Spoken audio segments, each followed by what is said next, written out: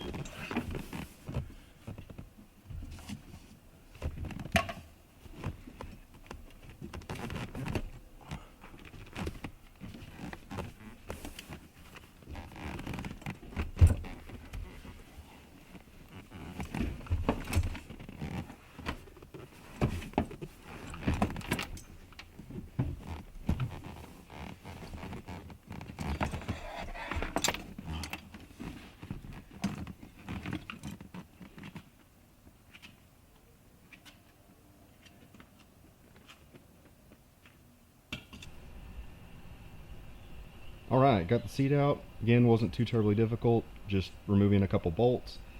I did use my impact gun. You don't need to, but it does make it a little bit easier for these back bolts, so you just don't have to sit and wrench on them forever.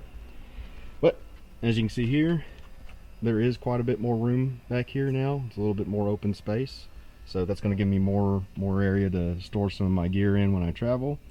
You can also see here, to keep this seatbelt from flapping around, I just temporarily gaff tape it until I either can remove it or figure out another solution. And eventually what I'm going to end up doing probably is building a little deck and then carpet it with either like RV or boat carpet back here, just so that I can have a completely flat storage with basically bottom storage underneath to store gear in. I also just put each bolt back in its place here, just so I wouldn't lose it and so it covers up the holes.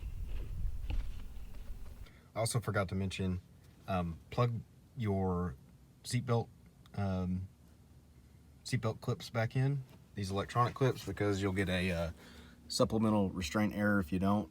And so what I did is I just had a moving blanket. I actually have some spare foam, like sound deadening foam, because some sound will bleed through the truck. So what I end up doing is putting a blanket down and some of this foam so that I could not only have a flatter surface to set some of my bags and stuff on, but just also so it gets rid of some of the road noise until I can build a full platform. Alright everybody, that's it for today's video. Hopefully that you found it helpful if you were wanting to remove your back seats out of your 2019 or 2020 Ford Ranger. I've got to get all my gear packed up here and ready to go. But be sure to subscribe, because when I get back, I'm going to be installing more mods and upgrades to the truck. So thank you guys for watching, and I'll see you all in the next video.